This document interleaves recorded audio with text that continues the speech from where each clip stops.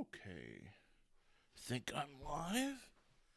I'll wait a couple minutes. This is a very new experimental thing. I'm not expecting to get really any watchers yet since we are just starting, but thought I would pop in and do this faction turn. I'm going to do these faction turns live and hopefully we can start to build up an audience for it. I'm Maui. I am the dungeon master for the Wyrmriders Saga. So first of all, hello, welcome, random whoever would be watching right now. So what I plan on doing for this is I plan on sharing. Hey, what's up, Time Roller? This is going to be a pretty quick stream, maybe like 15, 20 minutes is what I'm hoping that these will be, where I recap the session that I just did the day before, which was Wyrmrider Saga premiere, and then I'll do a faction turn. We'll roll to see what factions. We don't have very many factions in play right now because we literally just started. But, this is a thing I'm going to try and do. Thank you so much for being here, Time Roller. It's good to see you. I love watching your streams. Check out Time Roller's streams. They're very fun. Does really great stuff with like tabletop games, and is just an all-around good dude. So check that out. Let me share. I'll share what I'm looking at right now, so you can follow along with what I'm doing. We'll call this the faction turn menu. So we'll type this faction turn menu. I believe I'm sharing the right thing. Okay, we're going to do window capture. And the window we're going to capture is my obsidian is what I want to grab. Here we go. There we go. Okay, so we have that. We'll bring this over here, and I will shrink myself down a bit. Eventually, I'll get like a nice fancy overlay built for this. I make all my own overlays, by the way, guys. If you didn't know that, now you know. If you don't know, now you know. Okay, so we're going to start with a quick recap of what happened last night. I thought last night went really well for very much for a first session. Technically, it was their third session because we did a 2-part character creation campaign, and I think that actually really helped with the thank you time. Really helped with the group cohesion out of the gate, which I thought was really, really fun.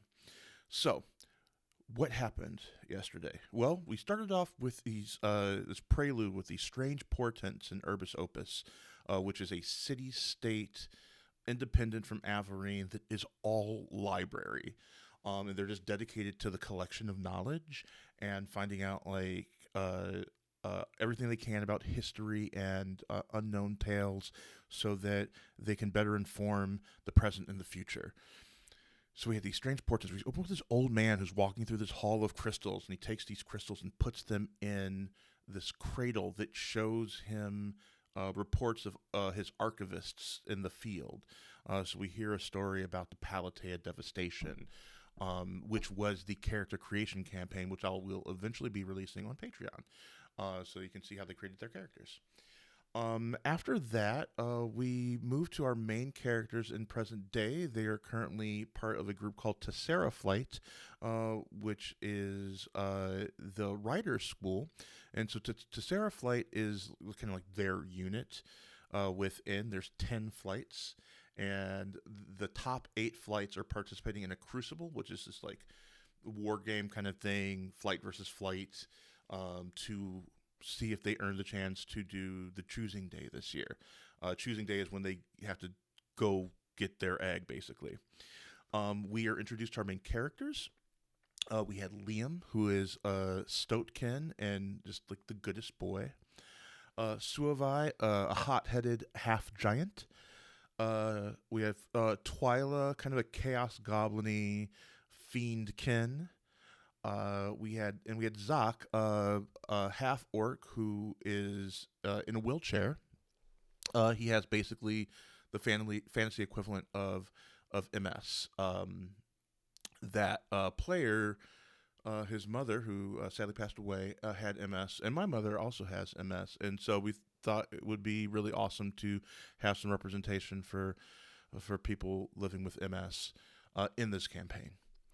Uh, Rounding out their flight, we had NPCs Victor Emberson, who was actually a character in their children's campaign and was like a huge bully, but is now like kind of a stoic, you know, strong, silent type. And Nyla Bunfy, it says Emberson here, but that should say Bunfy, who is a rabbitkin, full of life and just adorable, just like addicted to caffeine. Just great. So they ended up winning that fight. And after winning that fight, they had to wash their flight leader's dragon. So since they're not full-fledged riders yet, they're pinions, which are basically squires. So each of these flights are assigned to a rider who teaches them the ways of the riders, but they also maintain his equipment. They clean the dragon and get to know how to handle dragons and things like that.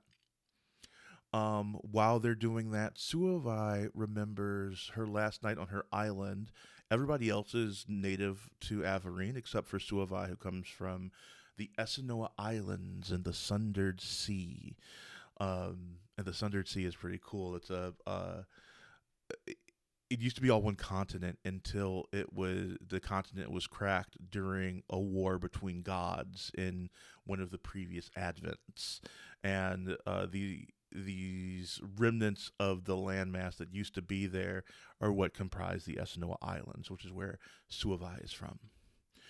She remembers her last night on that island, and she remembers telling her betrothed, Malaki, that she loves him, and she gave him a kiss for the first time that night, the night before she left.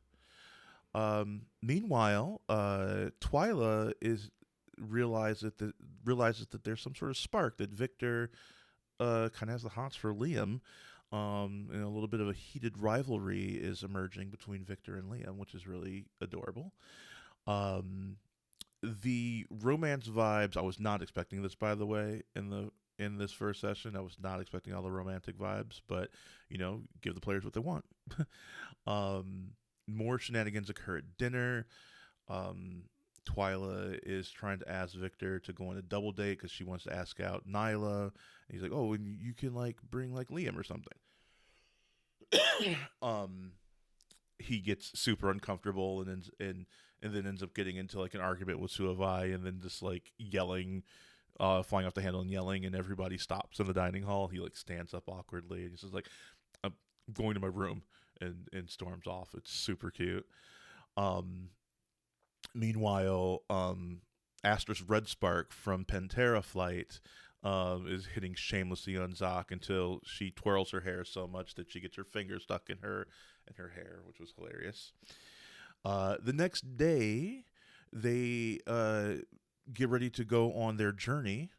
They take Seltherin's Pass, which is the name of the brood mother who watches over the eggs in the hatchery, and begin their trek to the hatchery.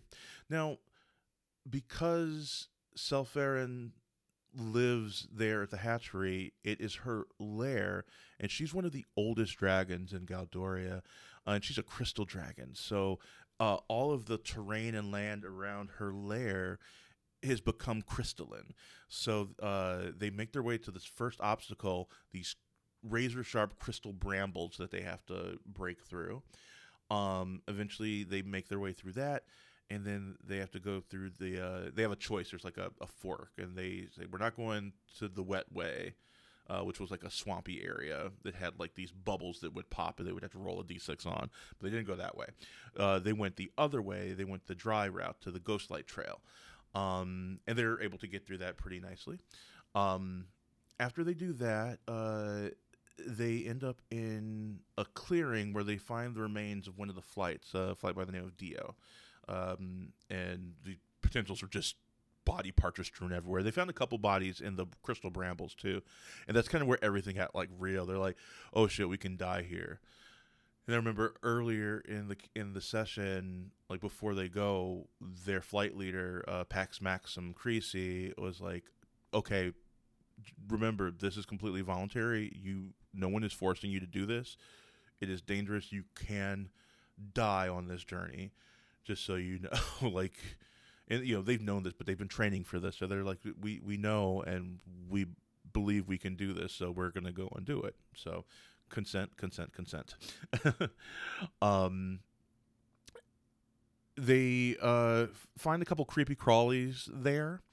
Oh, thank you, Lobster Shrub, for getting us started. Thank you. They find these creepy crawlies that they end up fighting for a little bit, and then they kind of skitter off, and they have to keep going, right? So they end up, and they're like, "Oh, it's fine." Like, there's an argument between Zoc and Suavai, where Suavai, he's like, "Well, you probably pissed off these crystal spiders' mom," and you're like, "No, I think we'll just find the dragon." And he's like, "I'm telling you, there's gonna be a big crystal spider." And sure enough, they end up in a spider lair, and they end up having to fight Kukrok, the matron of spiders. And a pretty epic fight breaks out. Some of them nearly go down in the process, but they're able to take down Kukrok. Suavai actually delivers the final blow and kills the matron of spiders, and they run out as they're being chased by the spiders, but the spiders aren't necessarily trying to eat them. Well, maybe the rest of them, but they now believe that Suavai is their new mommy since she killed the matron of spiders.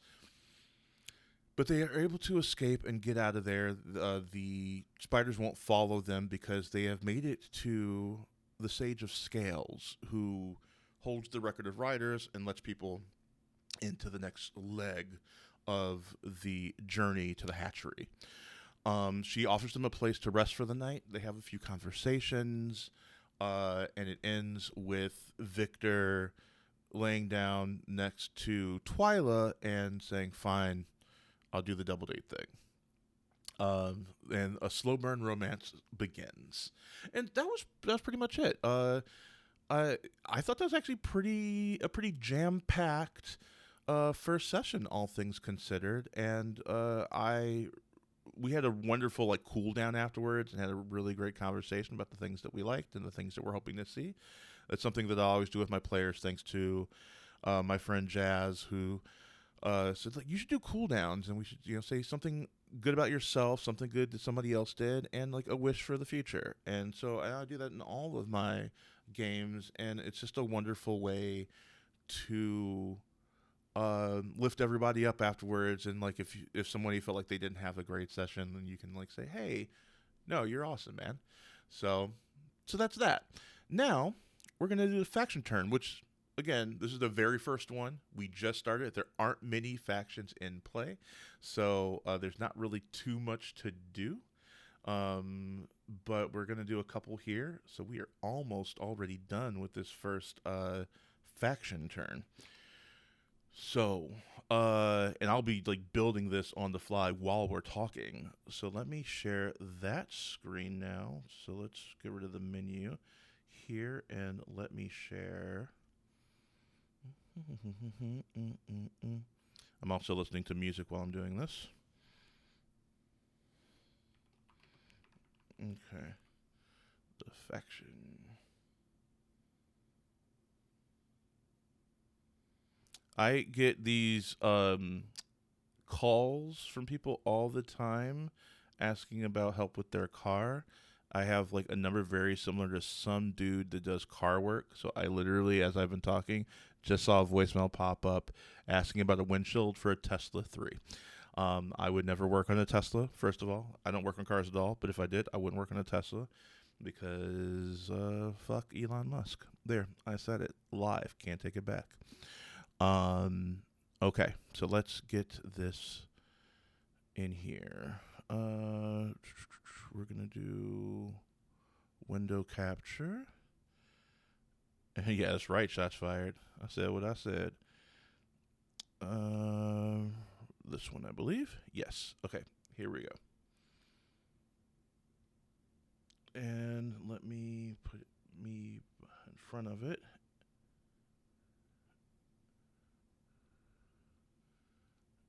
And I'll put myself over here. Okay. Here we go. This is all the very first time, so thanks for being here in the experiment with moi. Okay, so first up, we have our unknown faction. They're at level one. At level one, their faction array should be 2, 2, 1, 1. So we have 2, 2, 1, 1. So I have them correctly made. These are the people that killed. So one of the other things that happened was that there was a dragon that was murdered and their heart was removed. And a Pax was killed. Paxes are the name for the riders. Instead of Sir, they're called Paxes. A Sir feels very gendered in our real world here, so I wanted something that felt degendered from that. But also, Pax means peace, and so I kind of thought that's kind of cool, like a peacekeeper. So the knights of this realm are called Paxes. Um, so they're gonna want to try and kill another Paxan rider. So let's do kill Pax slash or Pax slash dragon here. And I have the DC set for 12. They're going to use their military might, I think, for this. So they need a 12 to successfully do this. So if this happens in the next session of the game, I'm going to give them a handout with like the updates that happened on the faction turn in the form of like a newspaper. And I'm not going to write the whole articles, but there will be headlines so they kind of get their information of what is happening in the turn of the world at some point. So I'm also going to eventually give them perks, I think, in the faction turn. They're going to have perks. They're going to have things that they're good at. I'm still going to figure that out. The different columns. Thank you for asking, Lobster Shrub. So, so we have, the faction, obviously, role. If it's not a faction, if it's like an NPC that I might add in here, they'll be having moves. I can do that. Their level, and then for their stats, this is military, wealth, clandestine, and intelligence are my faction skills that I have that they can use. So for this, I would say if they're trying to kill a Pax and a dragon, they could either use military might to try and overwhelm it, or they could do clandestine if they were going for more of a like sneak attack kind of assassination. I probably would use clandestine. So thank you for asking.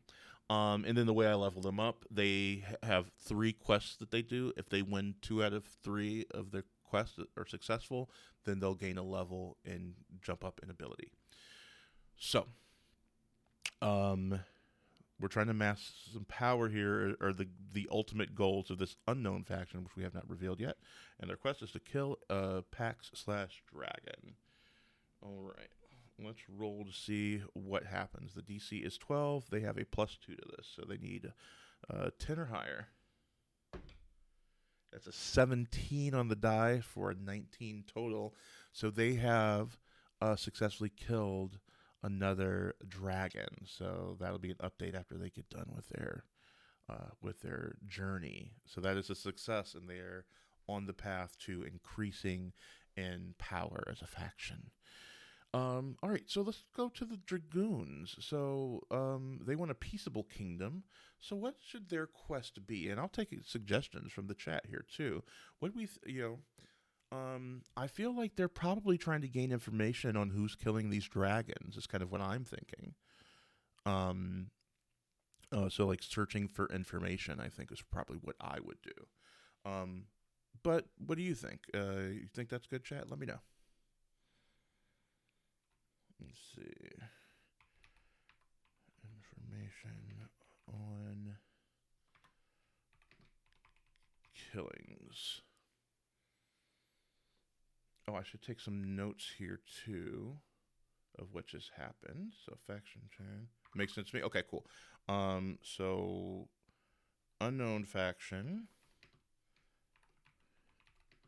kills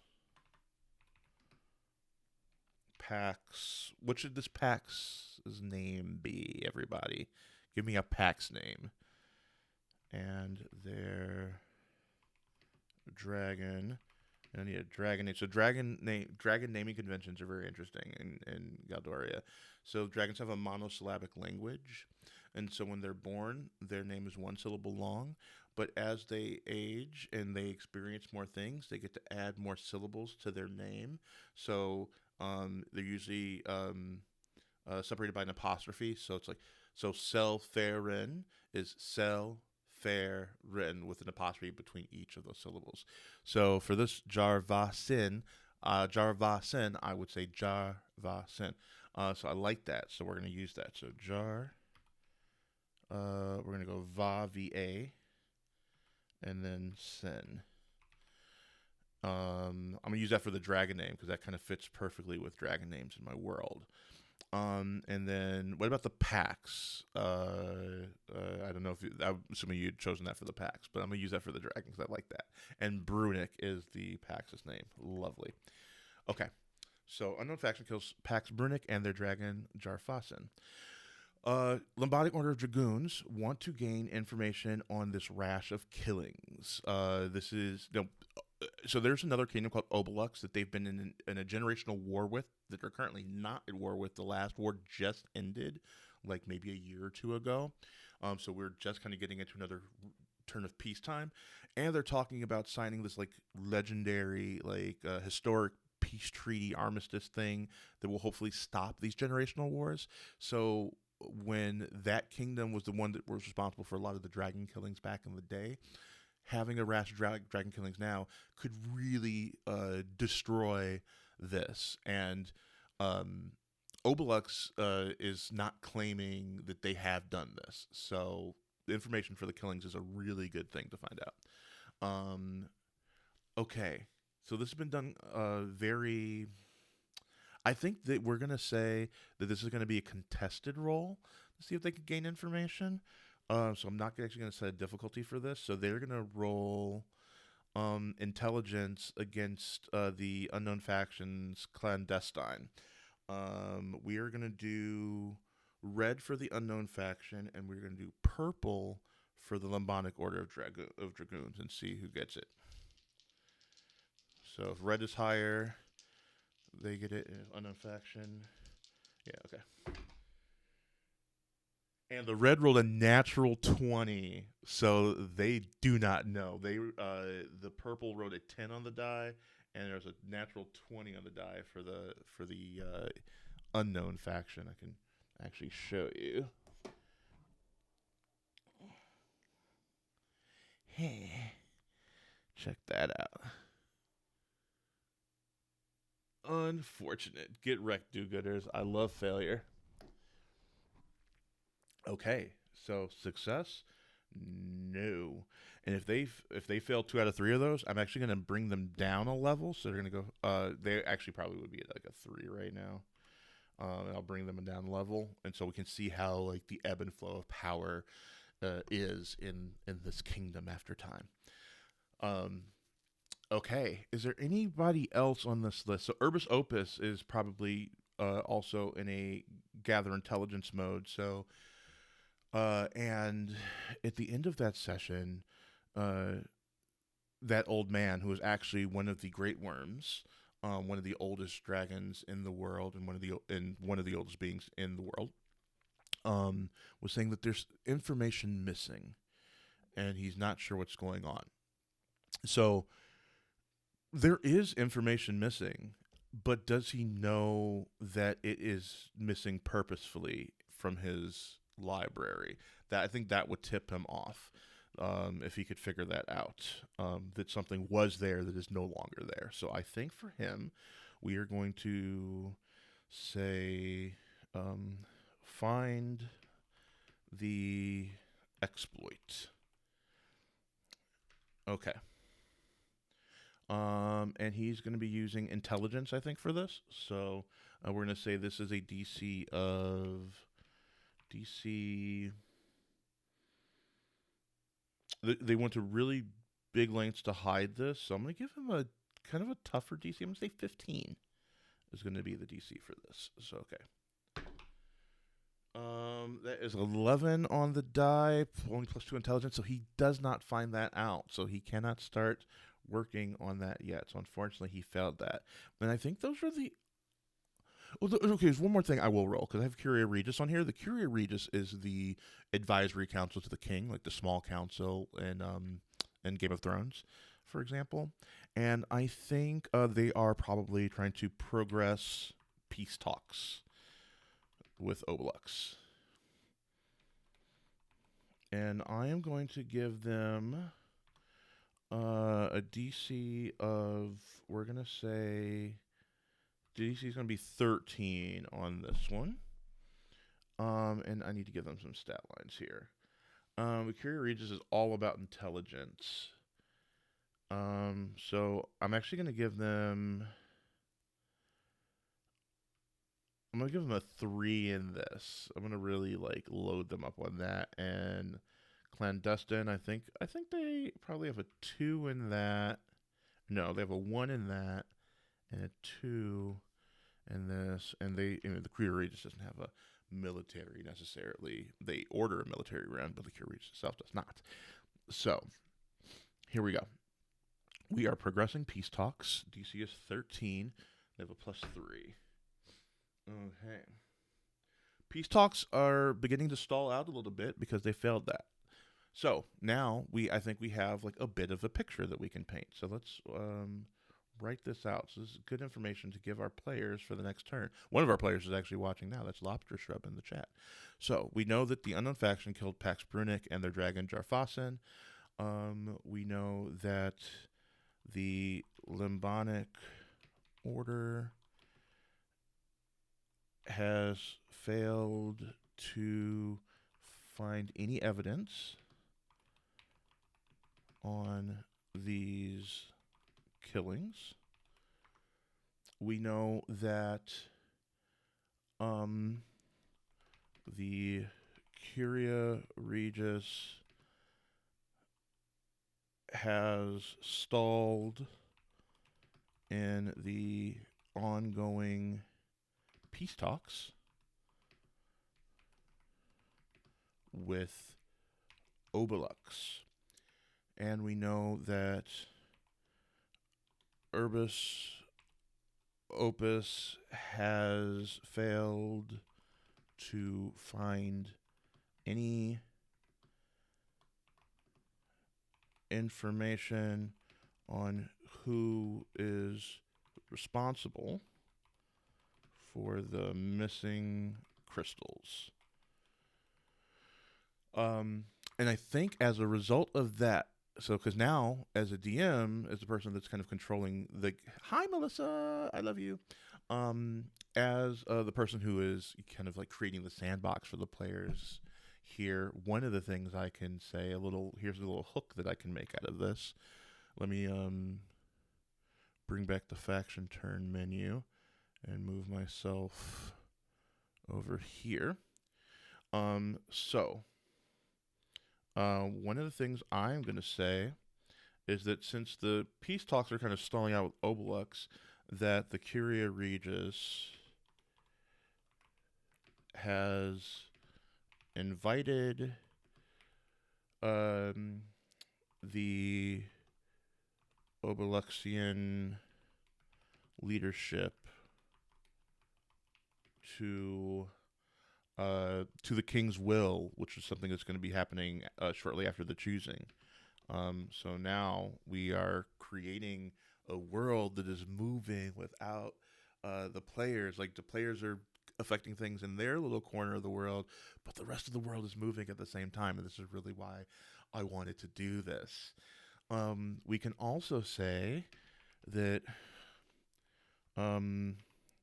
Pax Maxim was dear friends with Pax Brunic. So when they meet up with Pax Maxim after they finish their choosing day, like, Pax Maxim can be able to, like, down in the dumps, right, and be like, a friend of mine was found murdered, and now we're getting some real cool, like, things that are kind of happening in the world that kind of feel organic, right? Because it's literally, it's not up to me, it's up to the dice, it's up to the wants and desires of the factions.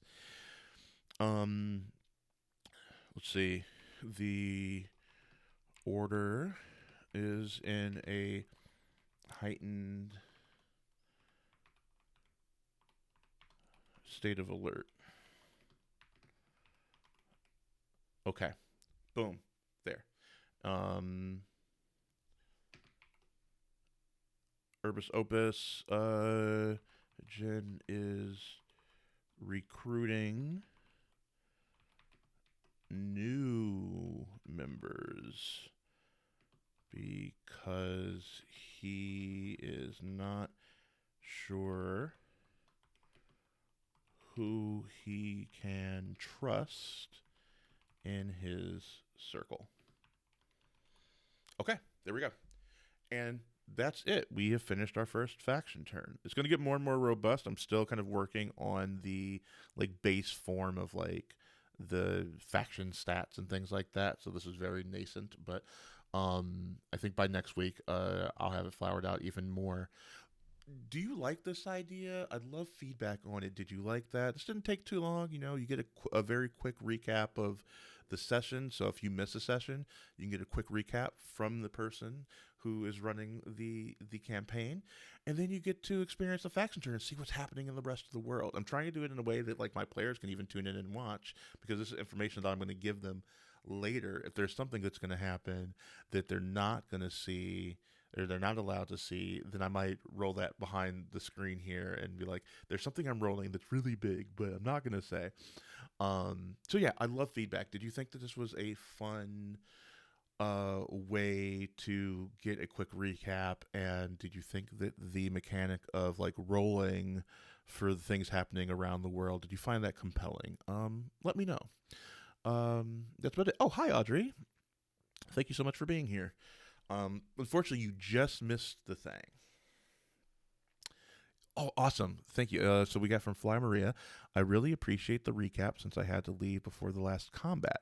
I like the peek behind the screens. It makes the world feel alive. Thank you. Thank you. Audrey, I can real quick, because it doesn't really take very long, I can really quickly tell you what just happened. So a couple factions rolled to see what they were doing in the world. Let me get rid of this menu real quick, and I'll move myself back over here.